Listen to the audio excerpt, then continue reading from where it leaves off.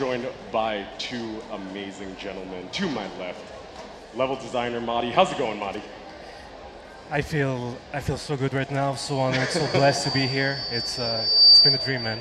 Yeah, it's so amazing being here in front of this insane. It's been crazy, man. I can't believe it. So cool. Yeah. And standing to his left, returning for a fourth time. This is four times for you. Maybe five. I've lost count. Yeah, it's been a while. Yeah. It's been many. But a man that clearly needs no introduction, game designer Simon LaForge. How's it going, Simon? It's going amazing, man. The crowd here is absolutely nuts. I'm having a great time. What did you guys think of the last semifinals? I mean, like, we get pretty much the best result possible. We get like a Brazilian team against ENCE, and Penta's not in the finals, which isn't a big deal, but it's great that we get such a great final. Such an amazing grand finals coming up just after this, but of course, right now, we're all about Operation White Noise. These guys are going to be running through the maps and the operators and revealing all that will be revealed in due time about Operation White Noise. I'm so excited to bring you all this content, and without further ado, let's hop in right to the map that is coming with Operation White Noise. So, with Operation White Noise, we are proud to present to you today the new map, Tower. The action takes place at a high altitude over this major city of South Korea. From the get-go, this map offers players a unique exterior rappel on the facade of the building, while inside the walls, the Rainbow Six team has found a layer of fraudulent organization that owns the tower. A small luxury office in the tower was found to hide the core of an evil financial structure with some of the richest fortunes around the world placing money under that investment company. When they found Team Rainbow had infiltrated the tower, all chaos broke out. Thematically speaking, most of the rooms in the tower are public spaces, entertainment areas, museums, restaurants, and bars and lounges. As one of our writers described it, you're going to feel fairly safe in this environment that is actually filled with action-packed destruction. But of course, all the rooms inside the tower are not as charming as they used to. You'll see a lot of destruction, and gameplay-wise, this map offers a mix, intense, of close and long-range fights with many angles and catwalks that players must be extra careful at all times. Without further ado, let's dive right into the new map, Tower. Madi, Yeah. run us through all the beautiful things about the tower. Run us This is through so the exciting, basics. yeah. This is really So cool. One of our most exciting It maps, is a right? really special map. Starting off, Tower is a massive 3-floor building, and we jumped like you said, a really good amount of long-range, close-range combat. But what's most special about the map, what we never did before, is that there is absolutely no exterior gameplay.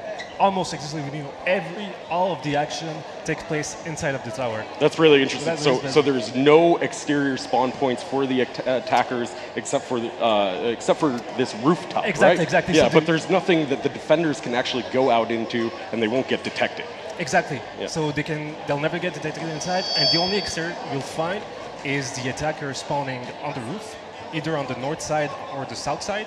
And from there, they have to make a decision on how they want to approach the objective. And this decision is really important, and it's broken down into two pathways that they can take, right? Absolutely. Why don't you break us down those pathways? Yeah, we have the elevator route as a first pathway. This is really intense because this is going to take you straight into the heart of the tower. And you can also get down, take the catwalk, but if you decide to rappel down to the elevator, you have to be really careful because it's going to be contested.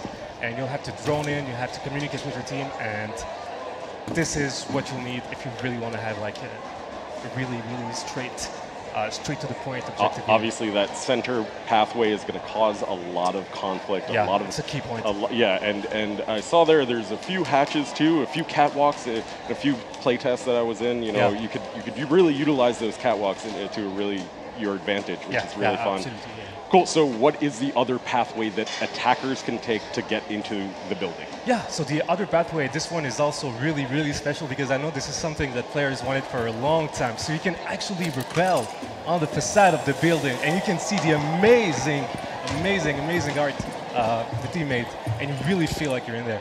And so what it means in gameplay terms is that using the exterior rappel will let you have a safer approach into the objective. So you'll have more breathing air, so you have more breathing space, to get into the objective. Really interesting. So basically 2 pathways for the attackers to take to infiltrate this building, and obviously in the defenders they have many decisions to make as well. So let's take a look at the tactical maps breaking down, starting with the second floor, where that holds the museum and office. So break us down what's on the second floor. So this floor is divided by a center hallway where you'll find the elevator at the end. And it's really, really made of big rooms, big hallways, and in contrast to the first floor, darker neon colors. Yeah, we're taking a look at the first floor too, that houses the restaurant. And yeah, the first floor, in contrast, it's more tighter, all the hallway. We made it to design it so we lead you toward the center. And in contrast, there's it's mostly geared toward close range combat, yeah. Yeah, and there's also that center corridor where the elevator spawn actually drops you off at, and it provides a really big point of conflict there. So let's break down these sections piece by piece and take a look at what this beautiful map actually holds. It's so beautiful. One of the most beautiful maps your team has put together. It's really incredible. It's really good. I'm so proud. So with that said, let's start with the south side of the second floor, the office. So the office, as you said in your intro, this is where it all started. The conflict where Rainbow had to come in to help the hostages because they went there and they started taking hostages, so Rainbow had to come and defuse the situation. The office is something you can use as a buffer to get into the museum because you can access it from the rappel. And this is what you'll have a lot of defenders checking the angles, holding the angles there, making sure the attacker doesn't go through there if they decide to. Right, this is a really key positional aspect for the attackers to push through into the map, and as a defender, you really want to try and cut them off. Maybe move towards that, have a roamer around there. That would be one strategy that you could potentially take. One of many. Yeah. One of many. Yeah.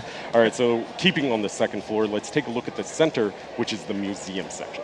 Yes, the museum is very, very interesting because we have really dark lighting, but we also decided to make it so a lot of the rooms have these neon colors, and we also place them in a way that you can make these quick call-outs during game.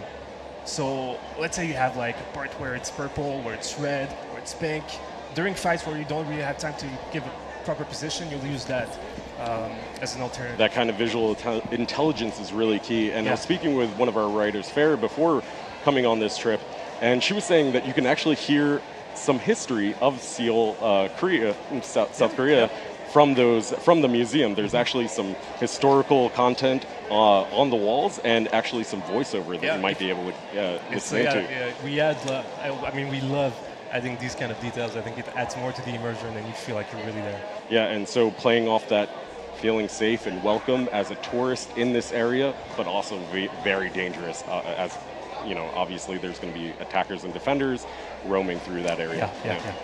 Great, so with that, that concludes a look at our second floor. Now let's take a look at our first floor, where the restaurant pretty much takes up the entire area, right?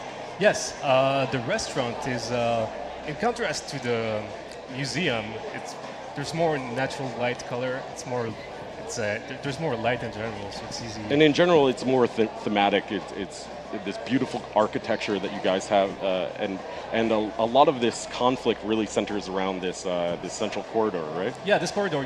Every single game, something's going to happen there. Yeah. Whether you want it or not, something's going to happen. Because there's that elevator drop down right there. Yeah. There's a whole bunch of hatches right around you. Yeah, a lot of key objective points right in that area. Really interesting. Now, when working on designing a map, where do you guys start in figuring this out? That's a really good question. So usually we start with either a strong thematic that we want to explore, or we go with gameplay intention. Usually what we do is we do our research, we look for references, we look for something that's going to be solid enough so we can base it upon, because Rainbow, we want to keep it authentic and realistic. Cool. Second, when we decided on that, we start doing like architect and building the map in 2D and figuring out like the flow of the layout, how is it going to be. And when we're satisfied with that, we jump into what we call 3D.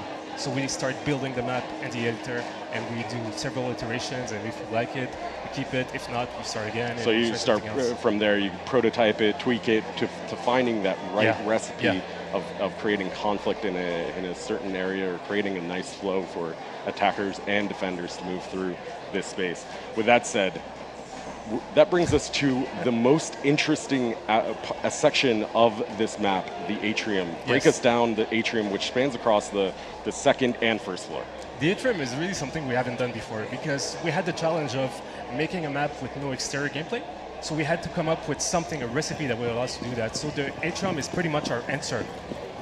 And to do that, we have what you'll find in exterior. So we have long line of sight, vertical line of sights, and quick access from first to second floor. This is really a roaming field. You'll get there.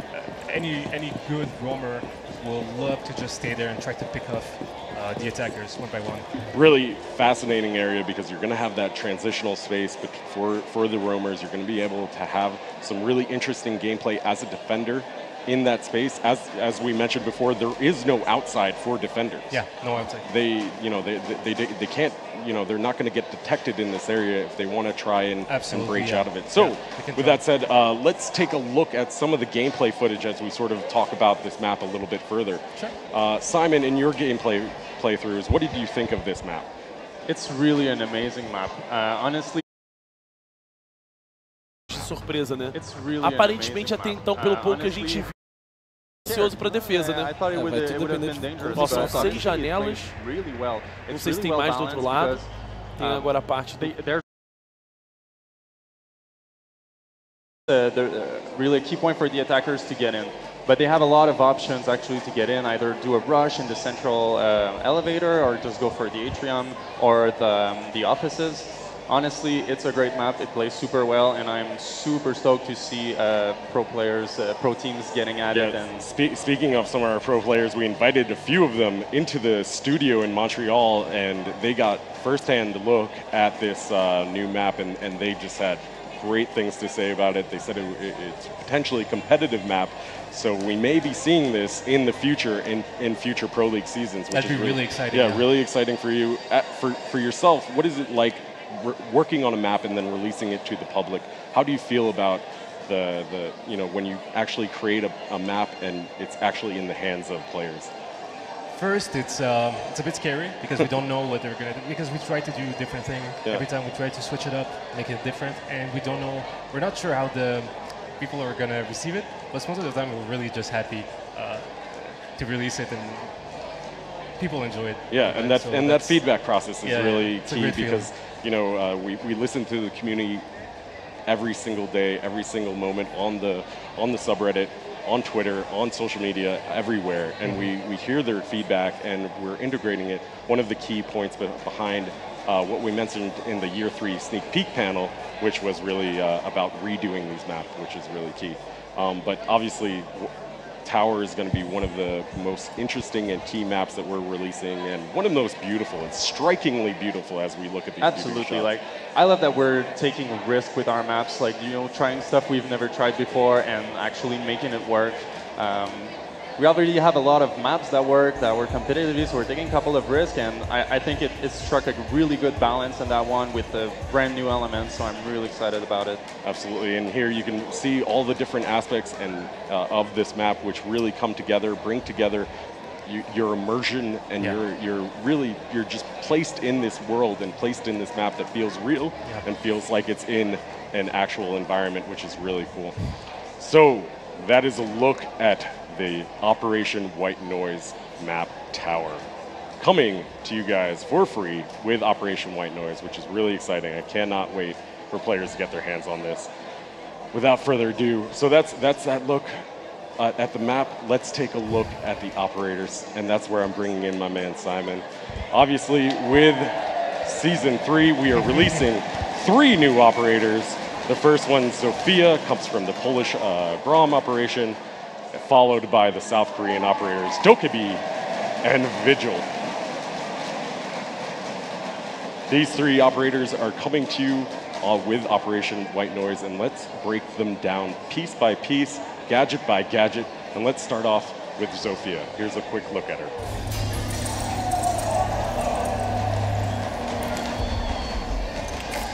I decide when to restrain and when to kill.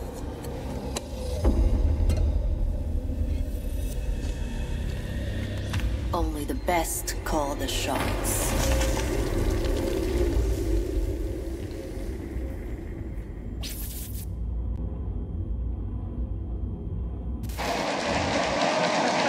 That is Zofia Balsac. Amazing. Amazing. Clearly, Zofia is the sister of Ella, the older sister. She is more decisive, more resilient, and more experienced in her work. She actually joined Team Rainbow to connect closer with her sister Ella, and we cannot wait to break down her gadget. Simon, let's take a look at it and tell us what your game design intentions were behind Zofia. So with Zofia, we wanted to make a really strong pusher, an aggressive entry fragger that has a lot of tools at her disposition. Absolutely, and so it comes with two kinds of ammo. And absolutely, it comes equipped with a KS-79 Lifeline, which is a dual barrel grenade launcher. And yeah, so as you were saying, she has two types of ammo. The first type being an impact grenade that will destroy soft surfaces. And the second type of ammo is proximity proximity grenades. So as you can see, she uses the impact first and then the concussion so she can get the entry frag. So clearly this is, she shares a little bit of similarities with Ella. And what other kind of similarities does she share? Well, you know, since they are sisters, you know, they are, well, right now what we're seeing is that she is able to get herself back up from DBNO with 1 HP.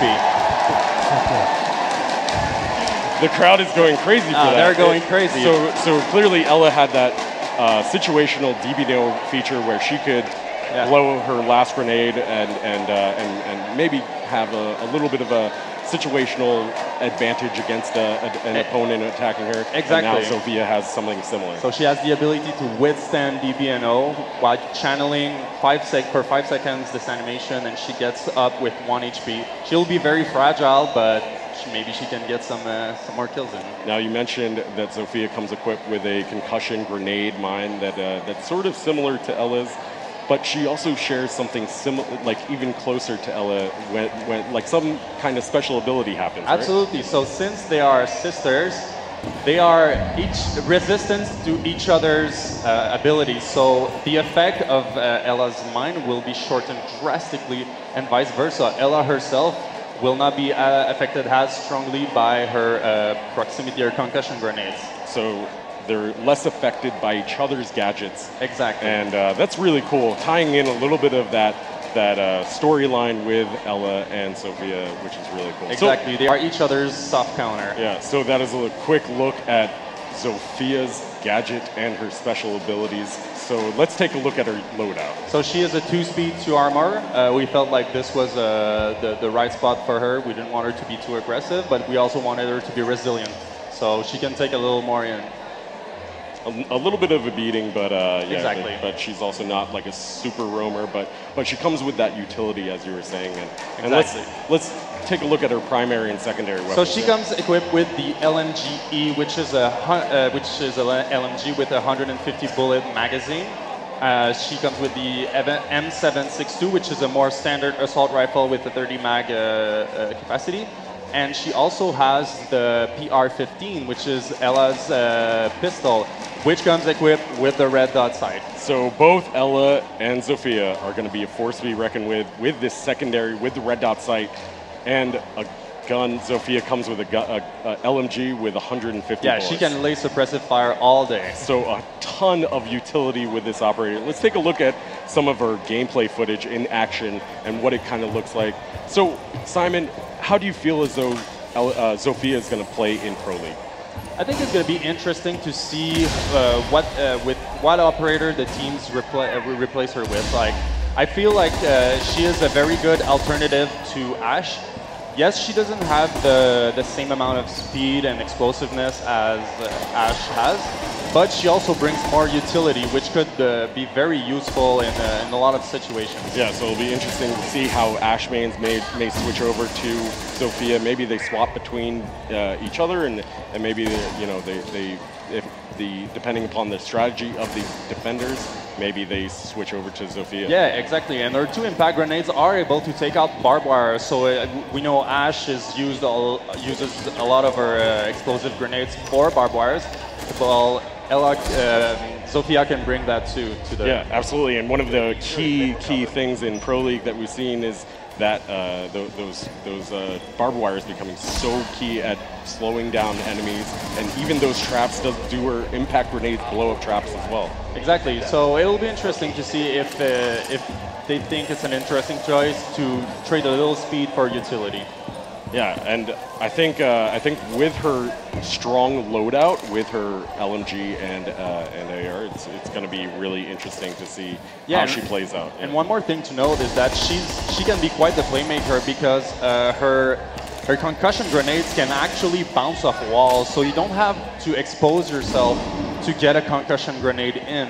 So if you know like the defender is hiding behind a cover, you don't even need to expose yourself. You try to do a little trick shot with the door frame, and then you get in and you grab the frag. So super utility. You don't even need to see the opponent to shoot her grenades in. Exactly, and really cool. as we just saw, it's really proximity based. So as soon as the proximity grenade flies near a defender, it will explode instantly. And then it'll hit multiple defenders. And right? it will hit multiple defenders and even herself if she gets caught in the radius, just as Ella's with her mines. Yeah, and we're noticing that it's a similar effect to Ella, but slightly different. Is about the same time length that it lasts? It's about the same length.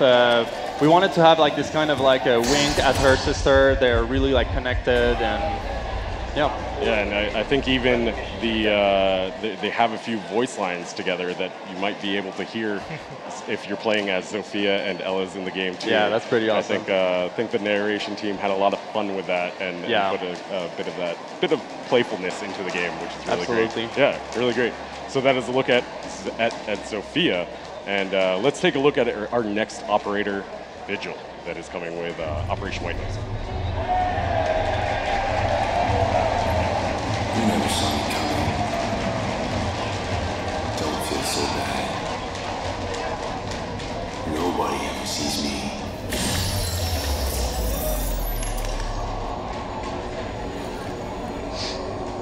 I'm in everyone's blind spot.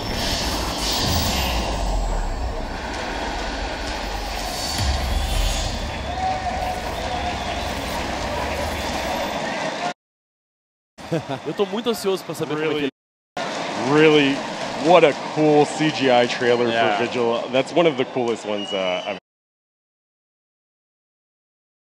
Subban described Vigil for me, and I wrote it down real quick because his backstory is really interesting. So Vigil is an orphan tortured by his experiences. He turned his pain into a path of discipline, but because of the hardships he's faced, he's most comfortable behind his mask. He prefers to be invisible, and that's exactly what his abilities show him to do. So obviously, there is some kind of cloaking ability that he has. Why don't we break down his gadget, Simon? What are the game design intentions behind Vigil? So with Vigil, we wanted to have a roamer that is extremely strong. Like he comes equipped with the electronic rendering cloak, and that renders him invisible to drones. Obviously, for a roamer, a lurker, this is a very strong ability because the drones are the #1 enemy of the roamers and lurkers. That's how they get found out. It's a really interesting ability, and let's see it in action from Vigil's perspective. And why don't you break it down for us? So we'll see Vigil just activating his cloaking ability, and then you will see the drone coming in, and he has a white light because the computer in Vigil's back is actively hacking the drone's feed to remove his image from it. And there you can see a little bit of a HUD indication that you are invisible and you are cloaked to that drone. Additionally, it works, I noticed a timer bar for the ability icon. How does that work? Yeah, it works on the cooldown similar to Caveira's, so he can use it, stay in it, he can move around, and then that's it. When it runs out, it has to refill up until he can use it again. Now, let's take a look at what that looks like from the attacker's perspective while in the drone view. So the drone is just rolling in, and Vigil just vanishes from the vision of the drone. As we hear the crowd just go react to that, and they just cheered and were just like blown away by that. It just looks great. Yeah, it looks really cool. I love the sort of cloaking effect. A visual that looks that's great. And additionally, we saw the same UI HUD that is present there. So what happens when a drone comes close to Vigil while he's already cloaked? So while you're in a drone, you will get close to Vigil and you will get that HUD increase. But even if you get close to him, the HUD will not grow any stronger. So the design intention behind that is that when Vigil is invisible, you will know that he's in the room, but you cannot tell where he is. You cannot pinpoint his position. Really amazing stuff. And obviously, what's that range that they can detect him at? The range is about 12 meters. So the HUD vignette will increase from 12 to 8 meters. But after from 8 meters to Vigil, you cannot pinpoint him. So if he's in a small room you throw your drone in there, you drive your drone in there, you'll be able to see Vigil or actually know that he's in that room, but you won't actually be able to see him. You won't know exactly where he is, but you will get that HUD feedback on him. Yep. Exactly. Cool. So let's take a look at his loadout and break down some of those details. So, of course, he's a roamer, so he needs to be 3-speed, 1 armor. He's a very aggressive defender. He's a lot of fun to play with. And he has a pretty cool selection of weapons too. Yeah, let's take a look at his primary and secondary weapons. So he comes equipped with the K1A1, which is a submachine gun, 30 mags. And he comes equipped with 2 machines pistol as secondaries. But the real special weapon here is the shotgun, the Boss G22. It's really a unique shotgun. We've never did anything like it in the game. And so the way it works is that it's a shotgun that has 2 pellets. And it doesn't fire, when you fire it, it doesn't fire 8 pellets. It fires just only a single buckshot. And so... So how does that work? It's obviously really powerful. And exactly. But it's going to be a bit of a high risk, high reward. Exactly. You only get 2 shots with him. That's it. But it's a very high damage weapon. So you'll have to be very confident in your shots, because if you miss them, it's bye-bye. I can only see now a cloaked Vigil just walking around a corner, entirely an unexpected person on their drone, just droning out a room, and he just comes around a corner with that slug shotgun. It's gonna terrifying. That is really scary. So obviously a lot of utility, a lot of situational advantages for Vigil. And but let's take a look at some of his counter picks as well. So who would you say is a good counter pick? His nemesis is obviously IQ, because whenever he has his electronic rendering cloak active, IQ will track him in real time as he moves around. And so he cannot hide from IQ unless he turns it off. That is amazing. That is really cool. His counter picks become really important, and absolutely. And IQ is really his nemesis against him. Yeah. Really cool. Great. So let's take a look at some of his gameplay footage here with looking at Vigil. Well, actually, Justin, there is 2 more softer counters to Vigil, which is Thatcher and Twitch. Thatcher, if he gets caught in the radius, it will temporarily disable his electronic rendering cloak. And for Twitch, if by chance you arrive and you manage to pinpoint him and shoot him, it will disable his cloaking with the Twitch drone. So Twitch's drone will be able to disable Vigil's cloaking. Exactly. Ability. So, but she won't be able to see him, right? No, she won't be able to see him from the drone. Only if she gets a shot if she knows where he is. So she'll just get the HUD indication, and then if she just happens to hit him, he'll break Exactly. penalty. That's really cool. All right, so now let's take a look at the gameplay footage of Vigil in action, and tell us a little bit about how you foresee Pro League actually integrating a character like Vigil. Oh man, he's going to be one of the more interesting characters we're going to see in Pro League. I think he's a huge meta changer because we know how cornerstone droning is to an attack.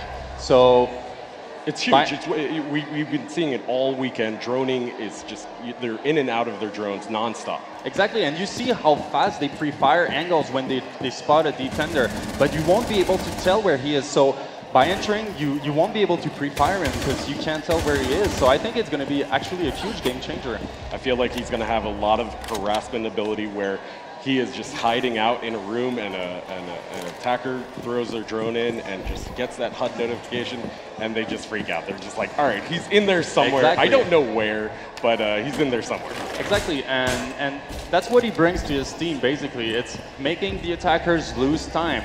And so they're going to have to figure out where he is. They're going to have to get in and try to kill him, but he's just going to make the attacker lose a bunch of time, and that's what he brings. And I feel like he's an interesting parallel to Caveira, because he does have a similar ability where it's a time-based ability like Caveira. It runs out of time eventually. Exactly, and that's what he brings to the team. It's kills and losing time. Yeah. Do you think we're going to see another Caveira with him?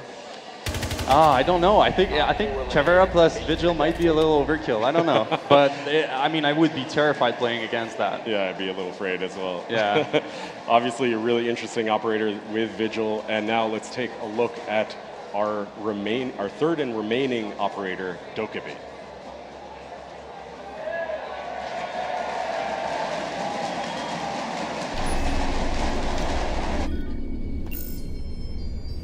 Your phone is ringing. Here. Let me get that for you.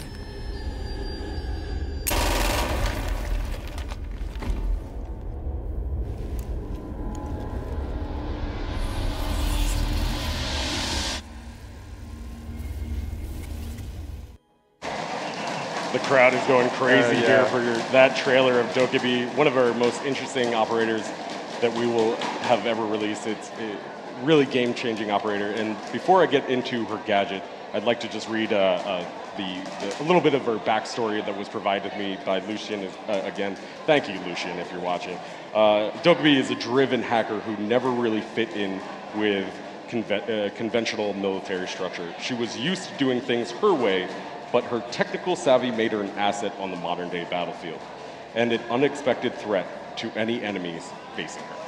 So, Simon, what were your game design intentions behind Dokkaebi? Break down her gadget because it's very unique. So we wanted to have an attacker that's really focused on intel. So she comes equipped with this tablet, and she has this ability called Logic Bomb. And when she activates this ability, it makes all of the defenders' phones ring. So how does, that sounds pretty insane. How does she actually do that? Let's take a look from her perspective. Yeah. So you'll see she will activate the Logic Bomb. And then on her right, she can hear that there is a defender. And you see Valkyrie was attempting to shut down the ringtone that Dokkaebi was making her cell phone play. So after she does that animation of making everybody's phones ring, you're on the defender side, you actually have your phone ringing. Exactly, you can hear it. It's really distracting. So let's take a look at that from the defender's perspective. And why don't you break us down? Exactly, now you can see that the phone is ringing, and Vigil, panicking, tries to turn off his phone, and that's how it happens. But it's an important decision to take as a defender to say, do I turn off my phone or do I keep it ringing? Like, do I take this time where I cannot shoot back and I cannot defend myself? Yeah, so she's really the ultimate troll in terms of just getting people's phones to ring, and you actually have to spend time to turn off your phone in a similar way that you have to make that decision with Legion, or do I continue to fight on, or do I take out that pin, or do I just continue to let my phone ring, or spend the time to actually hide and turn it off? Yeah, it's a big decision to make. Now, there is one other ability with her hacking Yeah. Logic Bomb And that this comes into play. It's this really one kind of a game is changer. awesome. Why don't you run us through it? So you will see Dokkaebi. She's getting a kill right now, and when any attacker kills a defender, they drop their phone, and she can hack the phone. And yes, gain access to the camera network of the defenders. Wow, that is huge. And I think the crowd likes that. Yeah, they like that. And yeah, you can see it's not only the standard cameras, it's Valkyrie's camera cameras. too. Yeah. Really, that is so huge. I love the crowd's reaction Yeah. because they just exploded about that. That's amazing. Yeah, pretty awesome. Now, let's take a look at that from the defender's view. What does that look like? So say you're a defender, you're watching your cams, trying to get a call out for your team, and then Dokkaebi hacks into the network. She will get that signature image in your face, distracting you, trying to make call outs, and that's how you know your network has been compromised too. Yeah, absolutely. That's really kind of an awesome little feature there for Dokkaebi. I cannot wait to see how players utilize that amazing gadget. Really Yeah, absolutely. Really incredible. All right, let's take a look at her loadout here and run through that. So she is a 2-speed, 2-armor attacker, and she comes equipped with a great selection of weapons. Let's take a look at those primaries and secondaries, yeah. So she comes equipped with the MK14 EBR, which is a DMR. It has really great recoil, high damage, and she shares the other weapons of Vigil. So the super awesome shotgun and the two machine pistols, the SMG-12 and the CZ-75. She also comes with smoke grenades and claymores. So strong loadout, strong unique gadget. What are her?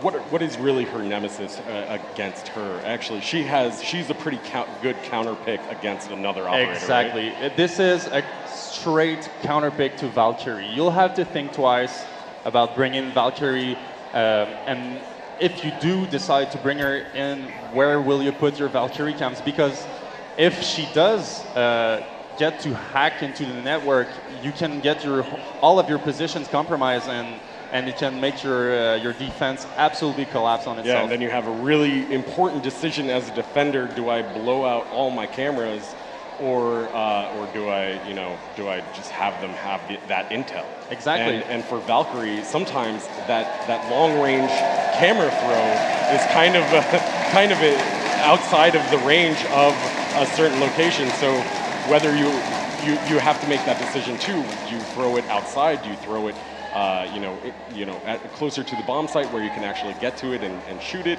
if necessary? So a lot of decisions on the yeah, it's going to be so interesting to see how it plays out, because as always the players will impress us with what they come up with as strategies and counter strategies. They always come up with better strategies. Absolutely. Yeah. Speaking of that, she does have a few counter picks, so let's take a look at those, right? So basically, when she uses the Logic Bomb ability, it does not make Echo's cell phone ring. Echo is exempt from that ability. He is immune. He's too high tech. And IQ, when the defender's phone are ringing, she can and the defender is trying to stop his phone from ringing. She can see the outline of the phone in his hand. That's pretty cool. So if you really have a good timing with your IQ, you can really pull off some really cool coordinated plays. So an interesting thing where these really high-tech operators are bringing a lot to IQ as a potential yeah, absolutely. Yeah, IQ is going to be able to counter everyone. Yeah, absolutely. So with that said, that is a look at Dokkaebi. Let's take a look at her gameplay footage real quick. So, Simon, Dokkaebi, how do you think pro players are actually going to provide a strategy around her? I think she's going to be a strong pick, but maybe more of a situational one. So I think how it's going to play out is that if the team knows that the other team is running a strong Valkyrie and they want to counter that, they can bring in a Dokkaebi to be a really strong counter to that defense. Yeah, and I think it should be mentioned that Dokkaebi does have a slight counter to that hacking ability too, where you can, as a defender, turn off or shoot those phones, right? Exactly. So anytime Dokkaebi is picked on attack and a defender dies, they drop their cell phone. You can see Valkyrie's right there. Yeah, we can see the phone on the ground. And as a defender, you can try and deny the hack by maybe taking a risk, exposing yourself, shooting down the phone to make sure your camera network doesn't get exposed. And so there's going to be a lot of really interesting decisions to make on the defender side. On Dokkaebi's opposite side, Vigil, he has a cloaking ability that prevents him from being seen by drones on the attacker side. Does he get seen by hacked cameras? Yeah, so when the attackers hacked into the system and look through the cameras, Vigil is going to stay invisible to those hacked cameras, so he stays immune to that. Really interesting gameplay between these two operators that we're releasing now, where one has one ability and it can be countered against Dokkaebi as well with his ability. Exactly, like really Vigil is just a ghost to all terms of electronic watching, like either drones or cameras. Do you think she's going to be one of those must picks that come into Pro League? Like I said, I think really she's going to be a little more situational. She's strong, although like I'm curious to see how her weapons are going to play out because they are very highly lethal. It's one of the strongest DMRs that we have in the game. The recoil is very easily manageable, and it has 21 bullets. It's just such a fun operator to play with. Plus, she has two SMGs as secondaries and yeah, once you run out of ammunition, you can switch to two amazing SMGs. Well, machine pistols, in fact. Machine pistols. Yeah, she just has a great loadout. She's just so much fun to play with. I think the players are going to have a total blast with this season. Really amazing. So that is a look at our 3 operators coming with Operation White Noise, our map, but there is a little bit more coming. And releasing with Operation White Noise, we have a few little surprises as well, starting with an Elite skin. So let's take a look at Mute's Elite skin that will be launching with Operation White Noise. Obviously, Elite skins come with a head-to-toe customization and a unique gadget customization with an MVP winning screen, which is so cool. That is one of the coolest MVP winning screens that I've ever seen because it just like blacks out the camera, which is really awesome. And of course, with every season, we also provide brand new BDUs for our operators that are releasing. So here's a look at Zophia's BDU that will be available with the launch of Operation White Noise. These are special customization items that you can get at launch of the season as well. And here's Vigil. Vigil, something that's really cool is his mask is customized here, so I'm sure you'll be able to see a little bit more of that in the future, which is great. And then finally, Dokkaebi has a little bit of a customization item option as well, with her beanie and her outfit as well, which is really cool. And her little logo in the chest right there, which is great. Very well made. So all of that coming to you very soon. And of course, with every operation, we have a ton of general tweaks and improvements. Just so many things coming out with you with Operation White Noise. And you'll actually be able to get the patch notes starting tomorrow. Also, starting tomorrow, we are really happy to announce that launching on November 20th is the full technical test server, for PC players, starting tomorrow with the full launch coming on December 5th. And we are doing 2 weeks of technical test server. That first week is going to be a really intense and high-paced patch notes fixing week. We're going to be working very hard to make sure that season is very polished. And then the following week will be another week where we can pick up any following bugs that may be staggering around. Yeah, so cool. So with that said, that is Operation White Noise. Once again, thank you guys to Maddie and Simon. Thank you to everybody here in Brazil. Thank you to everybody watching on our cameras at home. And that is not all. We have an amazing grand finals coming right up with ENCE and Black Dragons. This is going to be an amazing